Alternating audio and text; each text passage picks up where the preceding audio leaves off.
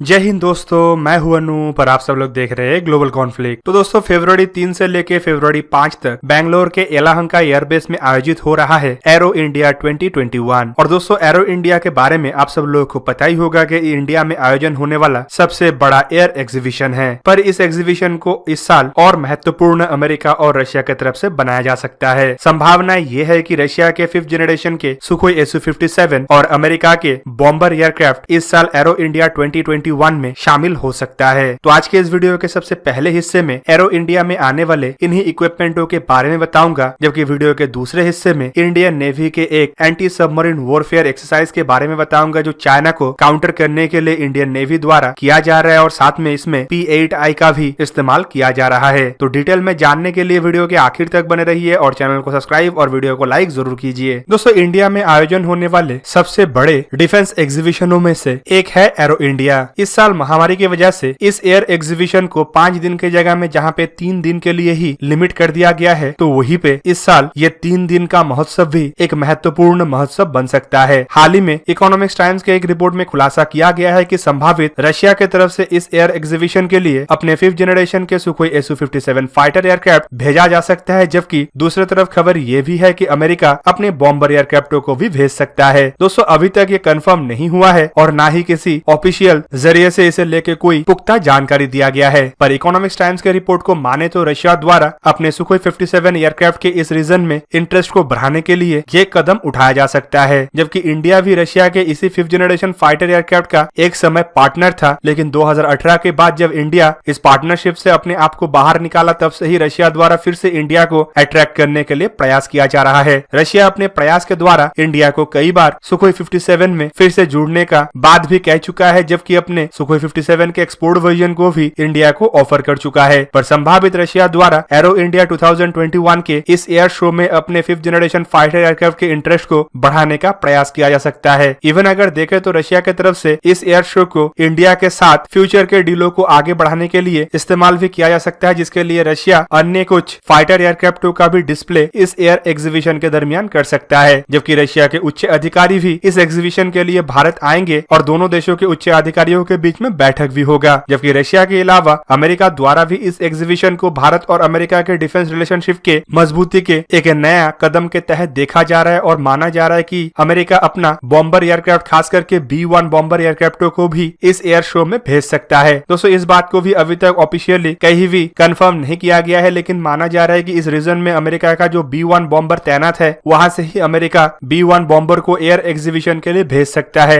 और अगर ऐसा होता है तो ये दूसरा बार होगा कि अमेरिका की तरफ से इंडिया के एरो इंडिया के लिए कोई बॉम्बर एयरक्राफ्ट को भेजा गया हो। दोस्तों अमेरिका बॉम्बर एयरक्राफ्टों के अलावा अपने कुछ अन्य महत्वपूर्ण हथियारों को भी यहाँ पे डिस्प्ले करना चाहता है और अमेरिका भी भारत के साथ डिफेंस डीलों को आगे बढ़ाने के लिए एरो इंडिया का सहारा लेना चाहता है। पिछले बार भी अमेरिका द्वारा एरो इंडिया में अपने F-16 एयरक्राफ्टों को और F-18 एयरक्राफ्टों को भेजा गया था, जबकि अमेरिका के बहुत सारे महत्वपूर्ण कंपनियों के तरफ से अपने डिस्प्ले को भी एरो इंडिया में लगाया गया था। दोस्तों इन दोनों देशों के इक्विपमेंटों के अलावा भारत द्वारा भी इस एयर एग्जीबिशन में अपने महत्वपूर्ण इक्विपमेंटों को शामिल किया जाएगा, जिनमें हाल ही में फ्रांस से हासिल किया हुआ राफेल एयरक्राफ्टों के अलावा रशियन ओरिजिन सुखोई 30 MKI और भारत में ही निर्मित तेजस एयरक्राफ्ट शामिल होगा। जबकि इसके अलावा भारत द्वारा अपने निर्मित HTT-40 और इंटरमीडिएट जेट ट्रेनर जैसे एयरक्राफ्टों के अलावा हेलीकॉप्टरों को भी डिस्प्ले किया जाएगा। दोस्तों भारत, अमेरिका, रशिया के अलावा यूरोप के महत्वपूर्ण देश भी इस एक्सरसाइज को एक बड़ा प्लेटफॉर्म के तहत देख रहा है। हाल ही में खबर ये भी आया था कि MBDA और BAE सिस्टम के साथ साथ रॉयल्स रॉयस और फ्रांस के कुछ अन्य डिफेंस एरोस्पेस जायंटों की तरफ से अपने इक्विपमेंटों को एरो इंडिया में डिस्प्ले किया जा सकता है। दोस्तों पिछले बार एरो इंडिया 2029 में फ्रांस के द्वारा राफेल एयरक्राफ्टों को भेजा गया था, जबकि स्वीडन के साब ग्रुप की तरफ से JS-39 ग्राइपिन एयरक्राफ्टों को भी डिस्प्ले के लिए भेजा गया था। यूक्रेन द्वारा भी अपने AN-132 एयरक्राफ्टों को भी इंडिया के इस एग्जीबिशन के लिए भेजा गया था, जबकि अन्य और भी बहुत सारे ऐसे इक्विपमेंट था जो इस एग्जीबिशन का शान बना था। पर इस साल महामारी की वजह से थोड़ा मुश्किलें तो आ रहा है, लेकिन बाकी देशों की तरफ से जिस तरीके से इंटरेस्ट दिखाया जा रहा है उससे तो ये लग रहा है कि बाकी सालों का 5 दिन का ये महोत्सव जितना महत्वपूर्ण नहीं होता है, उससे भी ज्यादा महत्वपूर्ण इस साल के ये 3 दिन का होगा। इवन संभावनाएं तो ये भी है कि इस साल इन 3 दिन के दरमियान भारत कई सारे महत्वपूर्ण डिफेंस डीलों के ऊपर हस्ताक्षर करेगा, जिनमें 83 तेजस एयरक्राफ्टों के डील के अलावा इंडिजीनियस लाइट कॉम्बैट हेलीकॉप्टर के डील भी शामिल होगा। दोस्तों अब चलिए जानते हैं चाइना के खिलाफ दुनिया का सबसे बड़ा नेवल एक्सरसाइज या फिर बोले तो चाइना के सबमरीनों को ध्वस्त करने वाला एक्सरसाइज के बारे में। दोस्तों इस एक्सरसाइज का नाम सी ड्रैगन 2021 दिया गया, जो अमेरिका के पैसिफिक में स्थित नेवल बेस ग्वाम में आयोजन किया जा रहा है। दोस्तों इस नेवल एक्सरसाइज में इंडिया के भी P-8I मैरीटाइम सर्विलेंस एयरक्राफ्ट अब शामिल होगा। अमेरिका की तरफ से आयोजन किए जाने वाले sea dragon anti submarine warfare exercise असल में एक मल्टीलैटरल एक्सरसाइज है, जिसमें दुश्मन के सबमरीनों को ट्रैक करना और उसे ध्वस्त करना अभ्यास किया जाता है। इस एक्सरसाइज में अमेरिका के साथ भारत के अलावा जापान, कनाडा, ऑस्ट्रेलिया जैसे देश शामिल है। दोस्तों ग्वाम आइलैंड अमेरिका के पैसिफिक में स्थित सबसे बड़ा नेवल बेस है, जहाँ पे अमेरिका के नेवी के जहाज तो तैनात रहता ही है, साथ में अमेरिकी एयरफोर्स के भी बॉम्ब वर्षक जहाज यहाँ पे तैनात रहता है। ग्वाम आइलैंड में ही अमेरिका के पैसिफिक में स्थित सबसे बड़ा एयरफील्ड हेंडरसन फील्ड भी है और ये चाइना के नजदीक अमेरिका के सबसे बड़ा मिलिट्री प्रेजेंस भी है। दोस्तों ग्वाम आइलैंड का ही इस्तेमाल करके अमेरिका आसानी से चाइना को साउथ चाइना सी के अंदर खाली रोक नहीं सकता है, बल्कि चाहे तो साउथ चाइना सी के अंदर पूरा का पूरा चाइनीज नेवी को दफन भी कर सकता है। और अब इस एक्सरसाइज में महत्वपूर्ण देशों को शामिल करने के बाद अब ये साबित हो चुका है कि अमेरिका और क्वाड के देशों के नेतृत्व में चाइना के खिलाफ एक बहुत बड़ा गठबंधन बनाया जा चुका है। दोस्तों इस नेवल एक्सरसाइज में टोटल एंटी सबमरीन वॉरफेयर के प्रैक्टिस किया जाएगा, जिनमें 125 घंटा लगातार फ्लाइट, सबमरीनों को ढूंढना, उसका पीछा करना और उसे ध्वस्त करना जैसे अभ्यास भी शामिल होगा। इस एक्सरसाइज में पांचों देशों की तरफ से जहां पे अपने सबसे महत्वपूर्ण एंटी सबमरीन वॉरफेयर कैपेबिलिटी का इस्तेमाल किया जा रहा है, तो वहीं पे अमेरिका द्वारा इन देशों को ट्रेन करने के लिए अपने USS Chicago SSN 721 Los Angeles class nuclear submarine का भी इस्तेमाल किया जा रहा है। दोस्तों ये अमेरिकी बेड़े के एक आधुनिकतम और स्टेल्थ सबमरीन है, जिसे ट्रैक करने के लिए ही इस अभ्यास को आयोजन किया गया है। और दोस्तों इससे अमेरिका दो तरीके से अपने फायदा उठाएगा। पहला तो अमेरिकी एलाई को ये सिखाया जाएगा कि कैसे दुश्मन के सबमरीनों को ट्रैक किया जाता है, और दूसरी तरफ अमेरिकी नेवी को इस बात से भी मजबूत किया जाता है कि कैसे दुश्मन के एंटी सबमरीन वॉरफेयर से अपने सबमरीन को बचाते हुए ऑपरेशनों को अंजाम देना हो। दोस्तों ये एक्सरसाइज इंडियन नेवी के लिए इसीलिए महत्वपूर्ण है क्योंकि चाइना की तरफ से अपने सबमरीनों का इस्तेमाल इंडियन ओशन के अंदर भी किया जा रहा है और इंडियन नेवी भी अपने P-8I का भरपूर इस्तेमाल चाइना के इन हरकतों को काउंटर करने के लिए कर रहा है। पिछले साल भी आप लोग कई सारे रिपोर्टों में सुने होंगे कि चाइनीज नेवी के जहाजों को इंडियन नेवी के एंटी सबमरीन वॉरफेयर या सर्विलेंस एयरक्राफ्टों के द्वारा डिटेक्ट किया गया और इंडियन ओशन के अंदर उसे लगातार ट्रैक भी किया गया ताकि चाइनीज जहाजों के कोई अनवांटेड हरकत ना हो। इवन आप लोग ये भी सुने होंगे कि चाइना इंडियन ओशन के अंदर अपने डिप्लॉयमेंट को बढ़ाने का प्रयास कर रहा है और इंडियन ओशन के अंदर अपने बेसेस भी बनाने का प्रयास कर रहा है। ऐसे मौके में इंडिया के लिए P-8I एक महत्वपूर्ण हथियार इसीलिए भी है क्योंकि इसके पास ही ऐसा शक्ति है कि ये चाइना के सबमरीनों को खाली ढूंढेगा नहीं बल्कि उसे समुद्र के अंदर दफन भी कर पाएगा। इंडियन नेवी के पास फिलहाल 9 ऐसे active anti submarine warfare aircraft है जिन्हें इंडियन नेवी भरपूर तरीके से इस्तेमाल भी कर रहा है, जबकि 3 और भी एयरक्राफ्ट जो ऑन ऑर्डर है वो भी जल्दी इंडियन नेवी को मिल जाएगा। इंडियन नेवी फ्यूचर के प्लान को भी आगे बढ़ाते हुए ऐसे और 6 या उससे अधिक एयरक्राफ्टों को खरीदने के लिए तैयारी कर रहा है और अमेरिका के साथ बातचीत भी कर रहा है। दूसरी तरफ इस एक्सरसाइज में शामिल ऑस्ट्रेलिया, यूनाइटेड स्टेट जैसे देशों के नेवी के पास भी ऐसा ही एयरक्राफ्ट है और एक्सरसाइज के दरमियान तीनों देशों के एयरक्राफ्टों को एक साथ ऑपरेट करना इंटर ऑपरेटिविलिटी को भी मजबूत करेगा, साथ में डेटा शेयरिंग और एक साथ मिलकर कैसे काम किया जाता है उसका भी अभ्यास मजबूत होगा। तो दोस्तों ये था आज का वीडियो। अगर आपको वीडियो अच्छा लगा तो इसे लाइक कीजिए और मेरे चैनल को सब्सक्राइब कीजिए और साथ में बना हुआ बेल आइकन को भी प्रेस कर दीजिए ताकि आप मेरा वीडियो देख पाए सबसे पहले। जय हिंद।